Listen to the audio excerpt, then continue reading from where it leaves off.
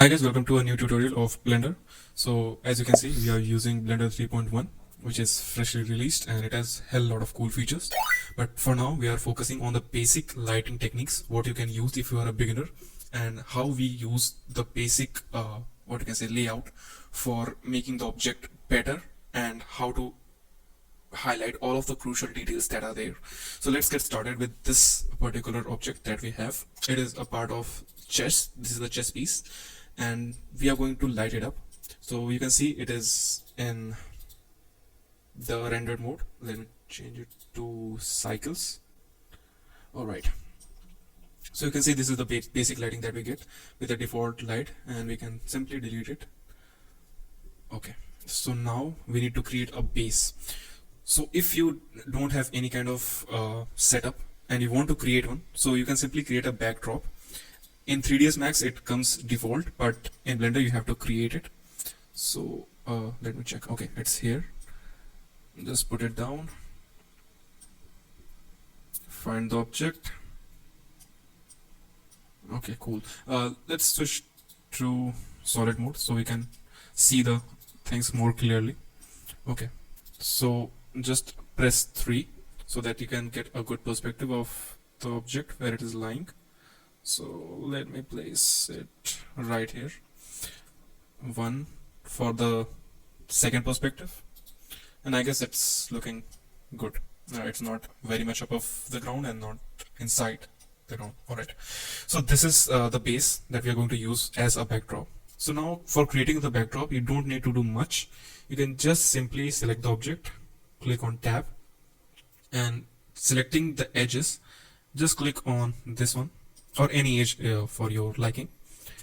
Select E and extrude it. You can press Z so that it can be limited to only Z axis.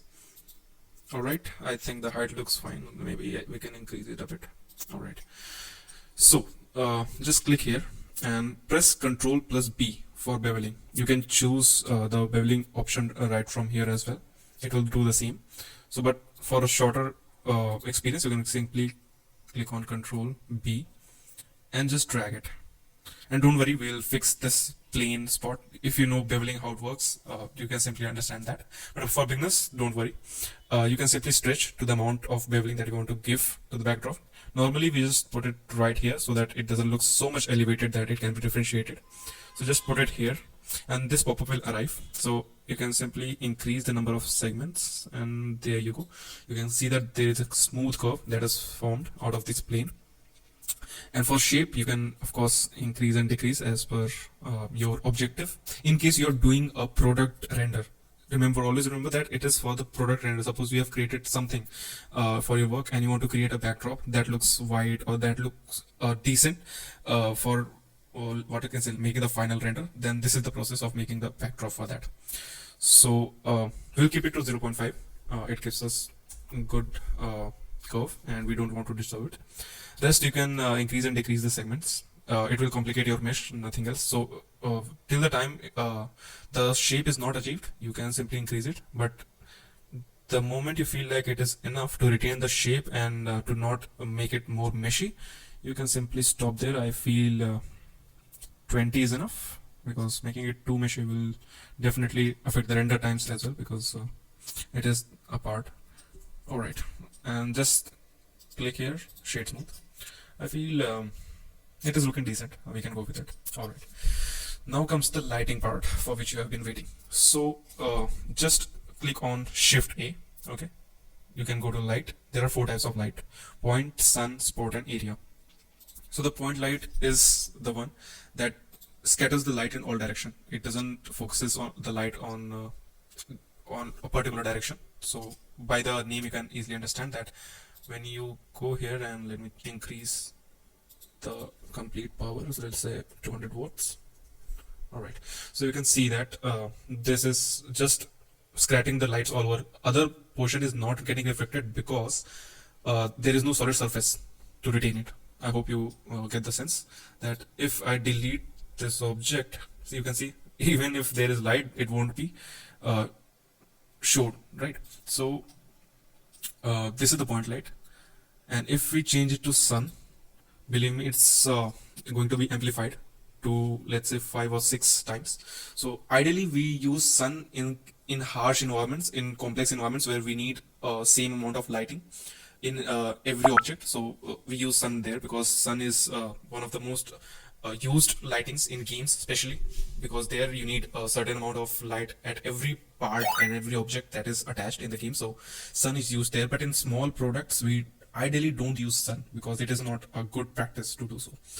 Now the third one is spotlight. So as you can see by the name only, that it highlights the object, and you can change the parameters from here. So as you can see, the bigger the light, the softer it becomes. So you can simply decrease it.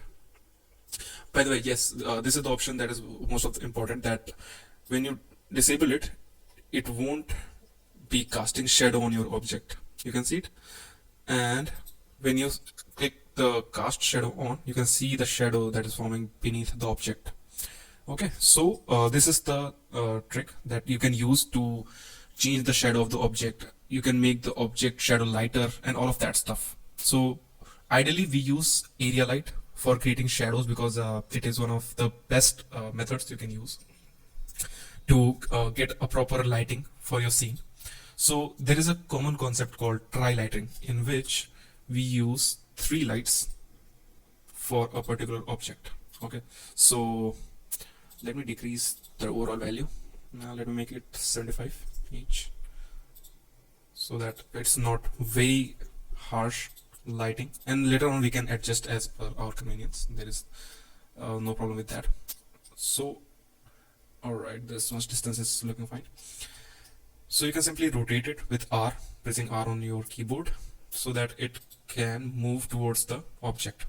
The light and the shadow will be formed accordingly. So the distance from the object is decent, and let me press 0 to check how our object is looking.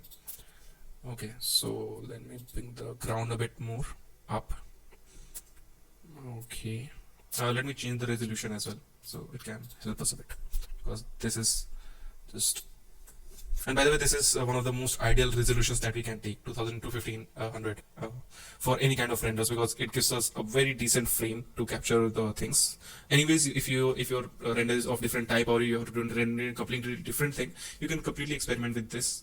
There is no limitation or a very proper guideline that you need to follow, but yeah, this is the ideal frame that we use in product rendering, especially because it gives kind of a square frame to work with. So, and you can move the camera according to your angle of choice. Okay, so let me rotate the backdrop a bit. Cool. So first of all, let us give the object a material. So just click on new. Okay, if you want to make a high complex object, then you can simply go to shading tab, but here we are just messing around with the lighting, so just need to make a basic material for this. So I need to keep it a bit metallic. Reduce the roughness. I guess I haven't shade smooth it. Yeah. Okay, and also you can simply go here and click on auto smooth. So what it will do is, oops, it will preserve the borders. If you don't see that detail, let me show if it appears here. Yeah, so when you auto smooth it, it will preserve the amount of corners that are there, and there will be no what you can say, bad shading, smoothing. So it will eventually improve your smoothing experience, and it will help the object appear better. So make sure to do this. Sometimes it's not required depending on your object, but most of the times it's quite helpful. So just consider that. Now our object is in kind of middle frame. Yeah, it is in the middle frame. So now we can go with the lighting part. So this is the ideal setup that most of us would be going for lighting our object. But what if I show you other methods that you can use to light up your object? Now for this instance, what you can do is simply remove this. And by the way, guys, make sure to understand the lighting diameter of your light, because the wider the light is, the softer the shadows are. The more you decrease this, the harsh the shadow will become. Let me show you if it is possible. Okay, let's move it close to our object so you can understand eventually. Alright, so you can see this is 21 centimeters, and how harsh and how sharp the shadows are. Ideally shadows don't work this way, so I'll recommend all of you guys to not follow this particular trick. But when you increase the amount of increase the diameter of the light, you can see the shadow is much more realistic and sharp and less sharper. So this is the minor details that you need to address before you go for the lighting. All right, let me make it a bit dark also, because in light it's looking just white and white objects all around. All right, so this is the first method, how you can form a shadow and how you can light up the scene. And if you render it will look something like this only. And I haven't turned on the denoise as well, so let me move it to open image denoiser. All right, it can take a while, but yeah, it works fine. I'm happy with open image because it gives more accurate result. And by the way guys, keep saving your work.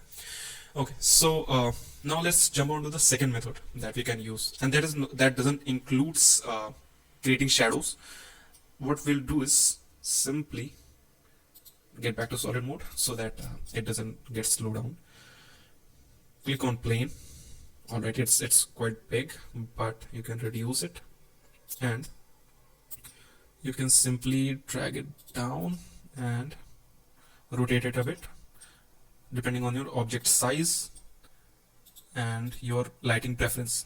Alright, so if you want to create additional light for your object for highlighting particular part of your object, so what you can do is you can simply create a new material for this. Just click on new and go to emission. So by default it will hold the strength of 1, but you can increase and decrease it as per your convenience. So I will be moving this towards the object a bit more, and let's see how it is working. I don't think 1 is enough. Let me make it 5. Yeah, I think this is highlighting the below part of the object, and it's doing a proper fair job. Okay, so let's make a spicy change so that you can see. So let's make it a bit reddish. All right, let me press 0. So you can clearly see that it's adding a different kind of tint altogether in the object that can eventually help in good renders and colorful renders that you can present for a simple and boring object by making the lighting a bit more what you can see twisty and with some good colors. Don't go too harsh because it will just make the things worse, unless and until you are following a theme that is allowing for such changes. But in case you are trying to make a normal object look good, then you can simply use mild yellow. Light blue will also work, and light green will also help to increase the presence of the object in the scene. All right, and in the same manner you can also use this particular object as a diffuse material. So let me copy this and let me make another material from the same setup. So just click on this and it will follow all of the properties that the object has, but it will allow you to change it without changing the parent object. So just make it plain black. All right, so what it does is it behaves like a diffuse for your object so that you can create an illusion, and remember to remove it from the frame. Okay, so it will decrease the amount of light that is present behind the object so that the back of the object is clear.